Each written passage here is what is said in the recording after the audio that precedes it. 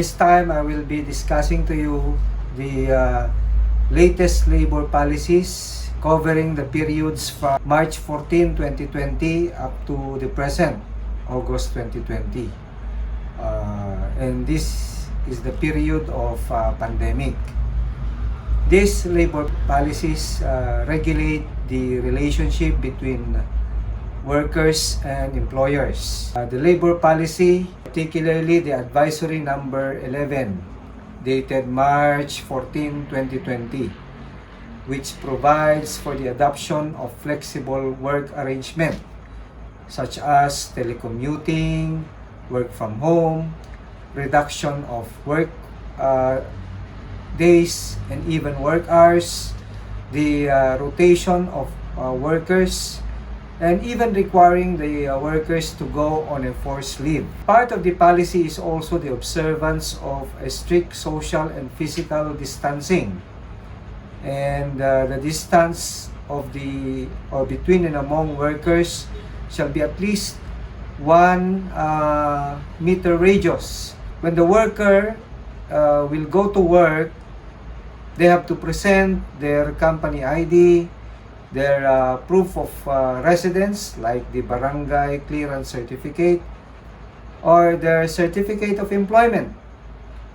For self-employed and business men, they have to present proof of business or economic activity or the delivery receipts or the purchase orders. Labor Advisory number 12, dated March 18, 2020, talks about the guidelines on COVID adjustment measure programs. This provides the companies with affected workers to submit the revised establishment report form with their payrolls with the Department of Labor and Employment Regional Office or the Provincial Office or the Field Office, which has jurisdiction over the establishment. In lieu of the payroll, pursuant to Labor Advisory 12-A, dated April 6, 2020, which supplements Labor Advisory number 12, the other documents such as payslips, proof of payment of wages via logbook or ledger, the employment contract, the cash voucher, the petty cash voucher, the debit credit memo, the SSS, PhilHealth, Pag-ibig, Alpha List of Contributions, the BIR Form 2316, or even the list of employees with their 13-month pay may be submitted with the regional office, the provincial office, or the field office concerned. Labor Advisory number 13, as further supplemented by Labor Advisory number 13-A, and with all other labor advisories such as Labor Advisory number 15, Labor Advisory number 20, 22, 25, provides for the payment of wages during double holiday, regular holidays, and special day.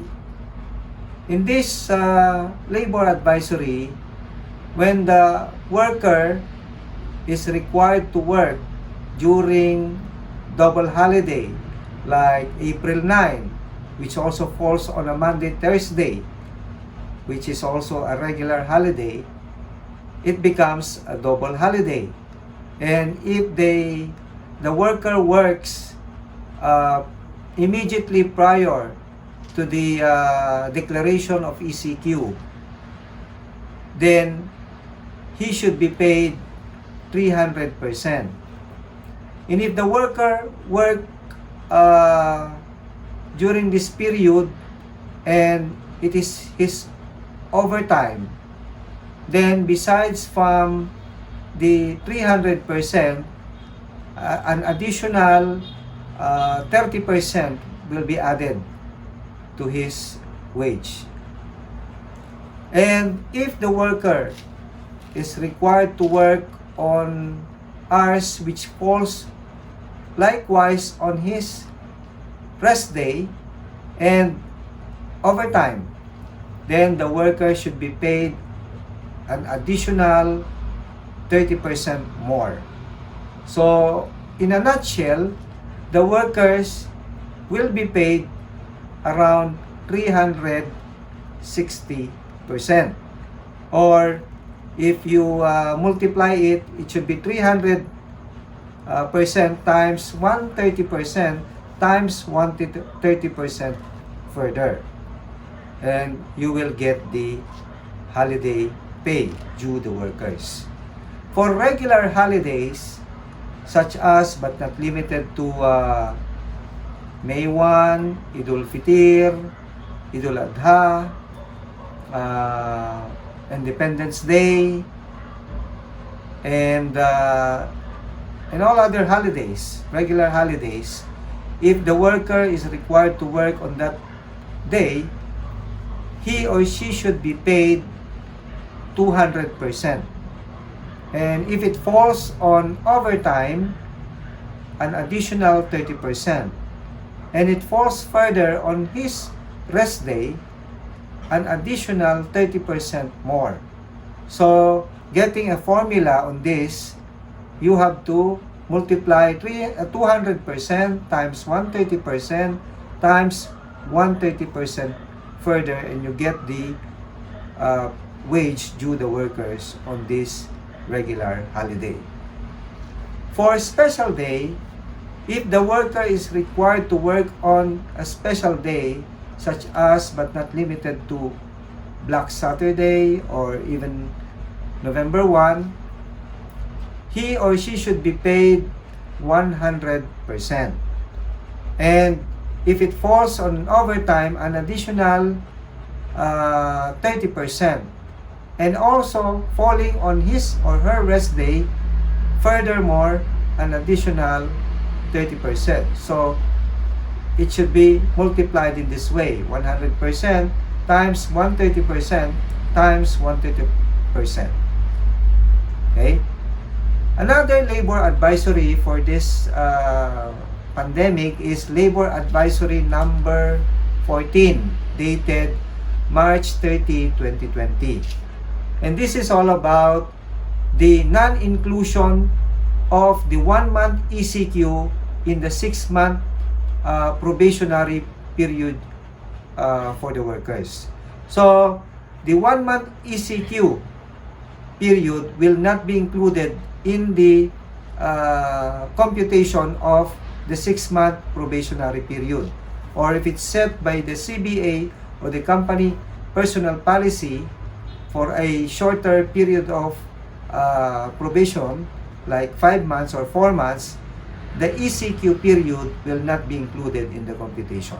Labor Advisory number 16, dated May 4, 2020, talks about the alien employment permit of the foreign nationals who will be working or desire to be working within the Philippines.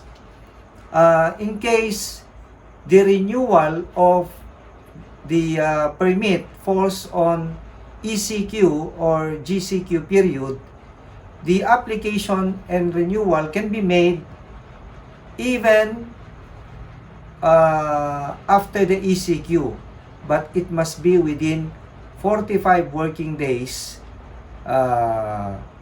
from the declaration of GCQ. So in this case, the foreign national with an employment permit can still working even with an expired ECQ, so long as it falls within the grace period provided for by this labor advisory. Another is the Labor Advisory number 17, as further supplemented by Labor Advisory Number 17-A. 17 is dated May 16, 2020, and 17A is dated June 11, 2020. This is just the reiteration of the joint DOL-DTI interim guidelines, the DPWH construction safety guidelines, and even the latest, the joint DOL-DTI supplemental guidelines, which is dated August 15, 2020. And the substantial provision of this labor advisory provides that the worker must wear mask all the time. And it's further reiterated in the latest DOL-DTI interim supplementary guidelines that in the wearing of a mask, you should avoid face mask handling and manipulation. If your temperature is around 37.5 degrees Celsius, you are not allowed to go inside the work premises. In short, you are not allowed to work. And there must be an observance of at least 1 to 2 meters physical or social distancing between and among workers. And the worker, before entering the work premise, must fill up or accomplish the daily health symptom questionnaires. And if in case the employee is boarding a vehicle or having an equipment, it must be thoroughly undergone a disinfection process in a facilities duly created by the employer or the building administration. There must also be an alternative work arrangement that is to be implemented, like a work from home or work our shifts, transfer to of the employees to another branch or outlet, or even assignment of the employees to another functions or duties or responsibilities in order to reduce the number of workforce in a specific facility. Or there must be a reduction of normal work days for the workers, or a job rotation, or even a partial closure of establishment, or at worst is the closure of branches, outlets, or even the workplace of the worker. But especially if this will be implemented by exercise of management discretion, this must be reported to the Department of Labor and Employment Regional Office, Provincial Office, or Field Office having territorial jurisdiction of the said establishment. There is also the observance of a or implementation of unidirectional movement of people, whether the people around are employees or customers or pool of clienteles of the said employer. The employer will also be required to provide mask, soap, sanitizer, alcohol, disinfectants, permanent protective equipments, test kits, even facilities for disinfection. For organized establishments, like those with collective bargaining agreements, the workers, through their duly authorized representative, particularly the exclusive bargaining agent and the employer's representative, may renegotiate on the terms and conditions of their CBA at the moment. Of course, with the consent of the workers or the affected workers. And the changes that will be made during the period of pandemic should not be more than 6 months in duration. Another supplements made by the DOL interim or the latest DOL DTI interim guidelines is that the employer must provide psychosocial support to the workers. Besides from wearing mask all the time, while inside the workplace or work premise or even the corridor, they must wear all the time also face shield, covering the entire face of the worker, and even it extends to the ear or the back portion of the worker if possible or feasible. Then the employer must also provide shuttle services to the employees, provided that the employer is considered a large or medium-sized employer with a total assets of at least 15 million. And the meeting between and among workers and the employers must, if it lasts for more than 15 minutes, it is required that they observe a video conferencing using the internet. And for customers, they must limit their interactions for only 15 minutes. Another labor advisory is Labor Advisory number 18, dated May 16, 2020.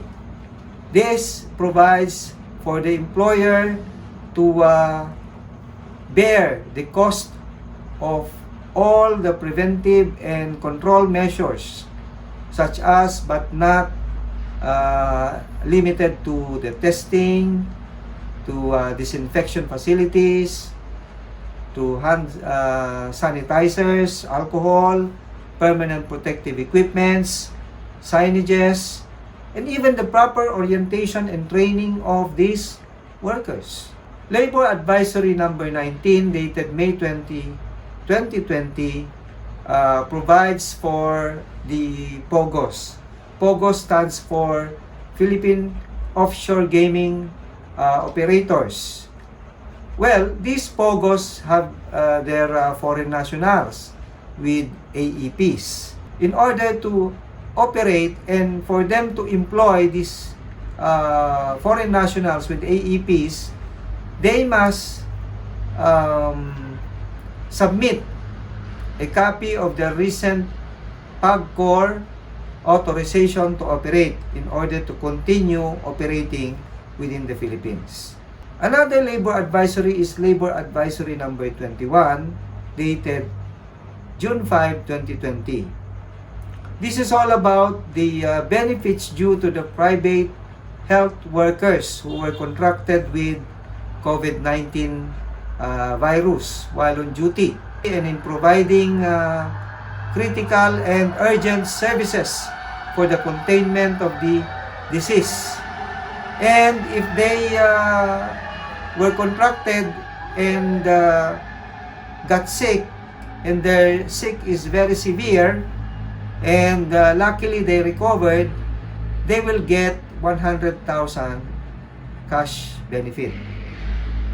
But if it's unfortunate, when they died, the beneficiaries or the heirs of these private health workers will get 1 million cash benefit.